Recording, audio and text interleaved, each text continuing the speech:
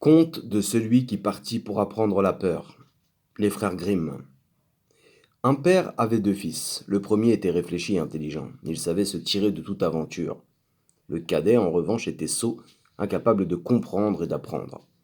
Quand les gens le voyaient, ils disaient: Avec lui, son père n'a pas fini d'en voir. Quand il y avait quelque chose à faire, c'était toujours à l'aîné que revenait la tâche. Et si son père lui demandait d'aller chercher quelque chose, le soir ou même la nuit, et qu'il fallait passer par le cimetière ou quelque autre lieu terrifiant, il répondait: Oh non, père, je n'irai pas, j'ai peur. Car il avait effectivement peur. Quand, à la veillée, on racontait des histoires à donner la chair de poule, ceux qui les entendaient disaient parfois: Ça me donne le frisson. Le plus jeune des fils, lui, assis dans son coin, écoutait et n'arrivait pas à comprendre ce qu'il voulait dire. Ils disent toujours: Ça me donne la chair de poule, ça me fait frissonner, moi jamais. Voilà encore une chose à laquelle je ne comprends rien. Il arriva qu'un jour, son père lui dit: Écoute voir, toi là, dans ton coin, tu deviens grand et fort, il est temps que tu apprennes à gagner ton pain. Tu vois comme ton frère se donne du mal. Eh père, répondit-il, j'apprendrais bien volontiers. Si c'était possible, je voudrais apprendre à frissonner. C'est une chose que j'ignore totalement. Lorsqu'il entendit ces mots, l'aîné des fils songea: Seigneur Dieu, quel crétin confrère! Il ne fera jamais rien de sa vie. Le père réfléchit et dit: Tu apprendras bien un jour à avoir peur, mais ce n'est pas comme ça que tu gagneras ton pain. Peu de temps après, le bedeau vint en visite à la maison. Le père lui conta sa peine et lui expliqua combien son fils était peu doué en toutes choses. Pensez voir, quand je lui ai demandé comment il ferait pour gagner son pain, il a dit qu'il voulait apprendre à frissonner. Si ce n'est que ça, répondit le bedeau, je le lui apprendrai, confiez-le-moi. Le père était content. Il se disait: On va le dégourdir un peu. Le bedeau l'amena donc chez lui et lui confia la tâche de sonner les cloches. Au bout de quelque temps, son maître le réveilla à minuit et lui demanda de se lever et de monter au clocher pour carillonner. Tu vas voir ce que c'est que d'avoir peur, songeait-il. Il quitta secrètement la maison, et quand le garçon fut arrivé en haut du clocher, comme il s'apprêtait à saisir les cordes, il vit dans l'escalier, en dessous de lui, une forme toute blanche. Qui va là? Cria-t-il. L'apparition ne répondit pas, ne bougea pas. Réponds! Cria le jeune homme. Ou bien décampe. Tu n'as rien à faire ici. Le bedeau ne bougeait toujours pas. Il voulait que le jeune homme le prît pour un fantôme. Pour la deuxième fois, celui-ci cria: Que viens-tu faire ici? Parle si tu es honnête homme, sinon je te jette au bas de l'escalier. Le bedeau pensa: Il n'en fera rien. Il ne répondit pas et resta sans bouger, comme s'il était de pierre. Alors le garçon l'avertit pour la troisième fois, et comme le fantôme ne répondait toujours pas, il prit son élan et le précipita dans l'escalier. L'apparition dégringola d'une dizaine de marches et resta là allongé. Le garçon fit sonner les cloches, rentra à la maison, se coucha sans souffler mot et s'endormit. La femme du bedeau attendit longtemps son mari, mais il ne revenait pas. Finalement, elle prit peur, réveilla le jeune homme et lui demanda: Sais-tu où est resté mon mari? Il est monté avant toi au clocher. Non, répondit-il, je ne sais pas, mais il y avait quelqu'un dans l'escalier, et comme cette personne ne répondait pas à mes questions et ne voulait pas s'en aller, je l'ai prise pour un coquin et l'ai jetée au bas du clocher. Allez-y, vous verrez bien si c'était votre mari, je le regretterais. La femme s'enfuit en courant et découvrit son mari gémissant dans un coin, une jambe cassée. Elle le ramena à la maison, puis se rendit en poussant de grands cris chez le père du jeune homme. Votre garçon a fait des malheurs, lui dit-elle. Il a jeté mon mari au bas de l'escalier où il s'est cassé une jambe. Débarrassez notre maison de ce vaurien. Le père était bien inquiet. Il alla chercher son fils et lui dit: Quelles sont ces façons, mécréants? C'est le diable qui te les inspire? Écoutez-moi, père, répondit-il, je suis totalement innocent. Il se tenait là, dans la nuit, comme quelqu'un qui médite un mauvais coup. Je ne savais pas qui c'était, et par 3 fois je lui ai demandé de répondre ou de partir. Ah, dit le père, tu ne me feras que des misères. Disparais. Volontiers, père. Attendez seulement qu'il fasse jour. Je voyagerai pour apprendre à frissonner. Comme ça, je saurai au moins faire quelque chose pour gagner mon pain. Apprends ce que tu veux, dit le père. Ça m'est égal. Voici 50 talents. Va par le monde. Et surtout, ne dis à personne d'où tu viens et qui est ton père. Qu'il en soit fait selon votre volonté, père. Si c'est là tout ce que vous exigez, je m'y tiendrai sans peine. Quand vint le jour, le jeune homme empocha les 50 talents et prit la route en se disant: Si seulement j'avais peur, si seulement je frissonnais. Arrive un homme qui entend les paroles que le garçon se disait à lui-même. Un peu plus loin, à un endroit d'où l'on apercevait des gibets, il lui dit: Tu vois cet arbre? Il y en a 7 qui se sont mariés avec la fille du cordier et qui maintenant prennent des leçons de vol. Assieds-toi là et attends que tombe la nuit. Tu sauras ce que c'est de frissonner. Si c'est aussi facile que ça, répondit le garçon, c'est comme si c'était déjà fait. Si j'apprends si vite à frissonner, je te donnerai mes 50 talents. Tu n'as qu'à revenir ici demain matin. Le jeune homme s'installa sous la potence et attendit que vint le soir. Et comme il avait froid, il alluma du feu. À minuit, le vent était devenu si glacial que, malgré le feu, il ne parvenait pas à se réchauffer. Et les pendus s'entrechoquaient en s'agitant de ci, de là. Il pensa, moi ici, près du feu, je gèle. Comme ils doivent avoir froid et frissonner ceux qui sont là-haut. Et comme il les prenait en pitié, il appliqua l'échelle contre le gibet, l'escalada, décrocha les pendus les uns après les autres et les descendit tous les 7. Il attisa le feu, souffla sur les braises et disposa les pendus tout autour pour les réchauffer. Comme ils ne bougeaient pas et que les flammes venaient lécher leurs vêtements, il dit, faites donc attention, sinon je vais vous rependre là-haut. Les morts, cependant, n'entendaient rien, se taisaient et laissaient brûler leurs loques. Le garçon finit par se mettre en colère. Si vous ne faites pas attention, dit-il, je n'y puis rien, je n'ai pas envie de brûler avec vous. Et, l'un après l'autre, il les décrocha au gibet. Il se coucha près du feu et s'endormit. Le lendemain, l'homme s'en vint et lui réclama les 50 talents. Alors, sais-tu maintenant ce que c'est que d'avoir le frisson lui dit-il. Non, répondit le garçon. D'où le saurais-je? Ceux qui sont là-haut n'ont pas ouvert la bouche, et ils sont si bêtes qu'ils ont laissé brûler les quelques hardes qu'ils ont sur le dos. L'homme comprit qu'il n'obtiendrait pas les 50 talents ce jour-là, et s'en alla en disant. Je n'ai jamais vu un être comme celui-là. Le jeune homme reprit également sa route et se dit à nouveau, parlant à haute voix. Ah, si seulement j'avais peur, si seulement je savais frissonner. Un cocher, qui marchait derrière lui, l'entendit et demanda. Qui es-tu? Je ne sais pas, répondit le garçon. Le cocher reprit. D'où viens-tu? Je ne sais pas, rétorqua le jeune homme. Qui est ton père? Je n'ai pas le droit de le dire. Que marmonnes-tu sans cesse dans ta barbe? Eh, répondit le garçon, je voudrais frissonner, mais personne ne peut me dire comment j'y arriverai. Cesse de dire des bêtises, reprit le cocher. Viens avec moi. Le jeune homme accompagna donc le cocher, et, le soir, ils arrivèrent à une auberge avec l'intention d'y passer la nuit.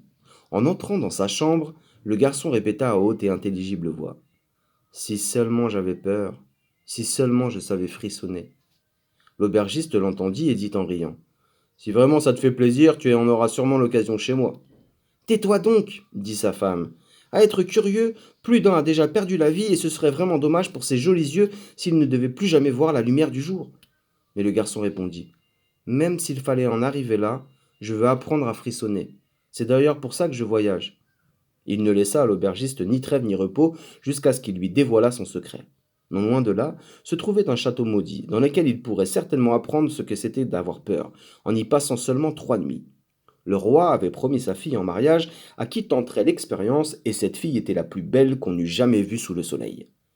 Il y avait aussi au château de grands trésors gardés par de mauvais génies, dont la libération pourrait rendre un pauvre très riche. Bien des gens étaient déjà entrés au château, mais personne n'en était jamais ressorti. Le lendemain, le jeune homme se rendit auprès du roi.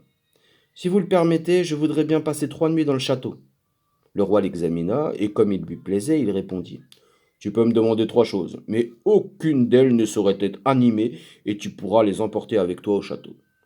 Le garçon lui dit alors. Eh bien, je vous demande du feu, un tour, et un banc de ciseleurs avec un couteau. Le jour même, le roi fit porter tout cela au château.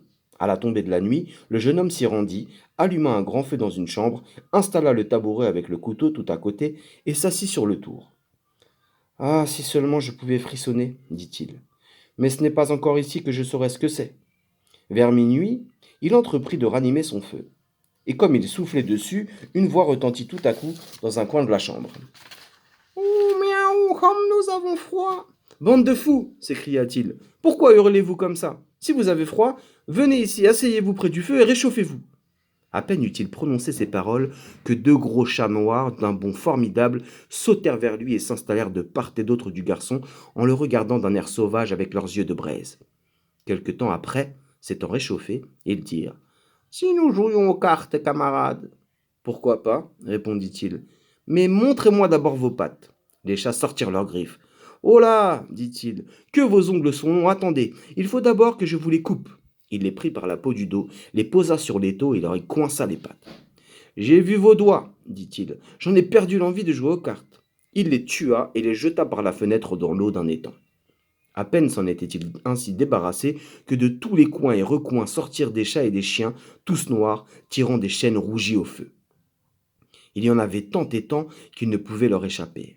Ils criaient affreusement, dispersaient les brandons du foyer, piétinaient le feu, essayaient de l'éteindre.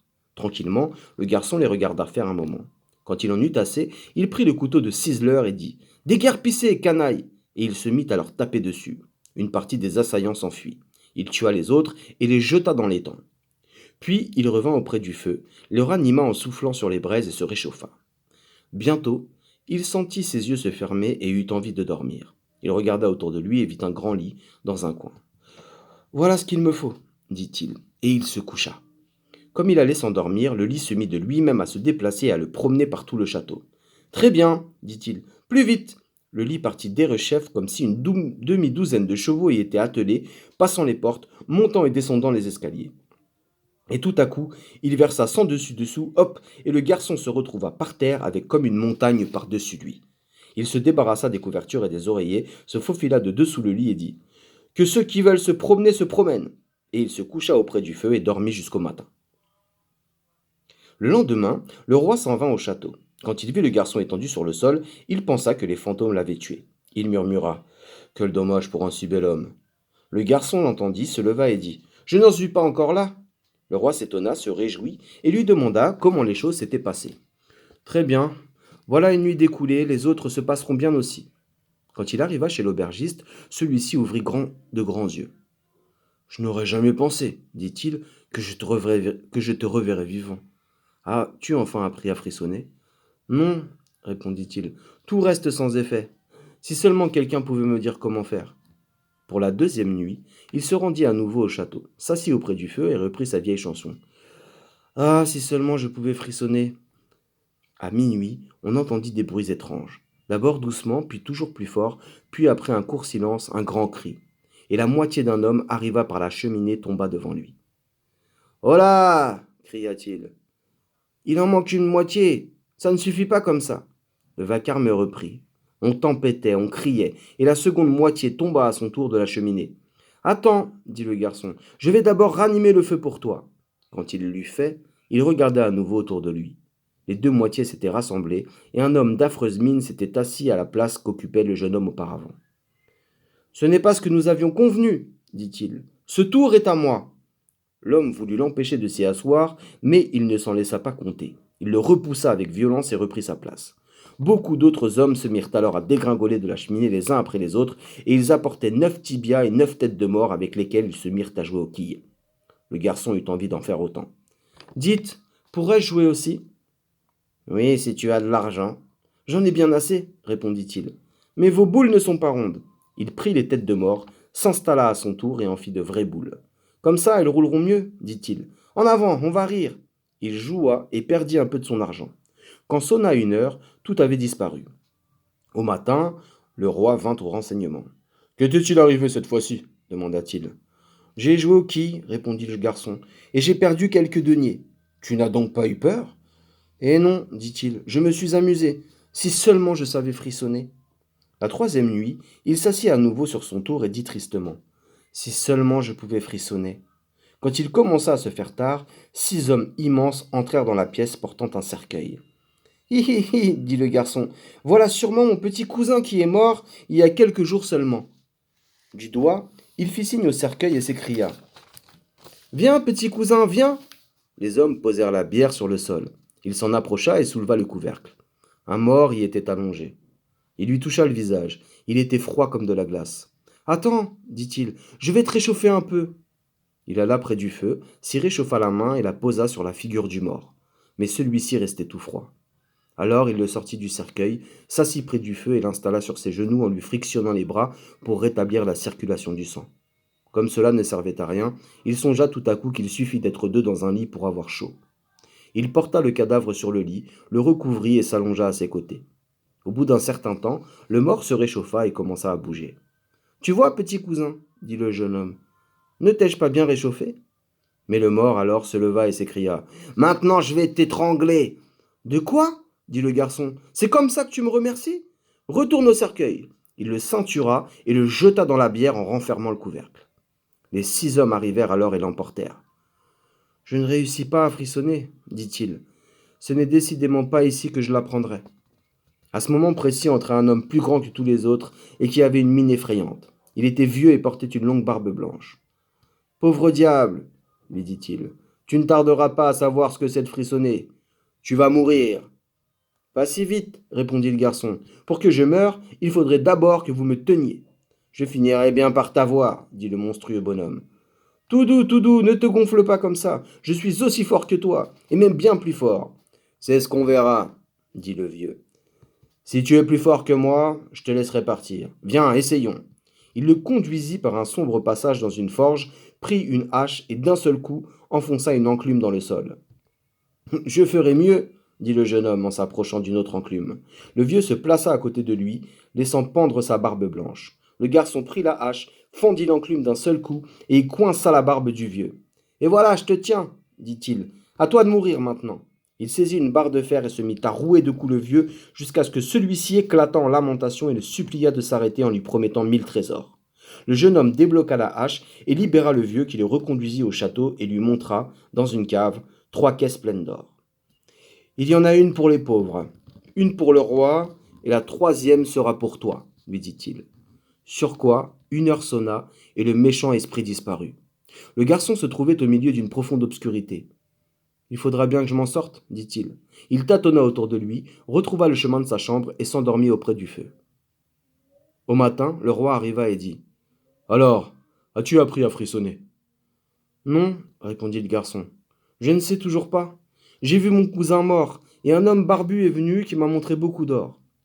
Mais personne ne m'a dit ce que signifie frissonner. » Le roi dit alors « Tu as libéré le château de ses fantômes, et tu épouseras ma fille. »« Bonne chose, répondit-il.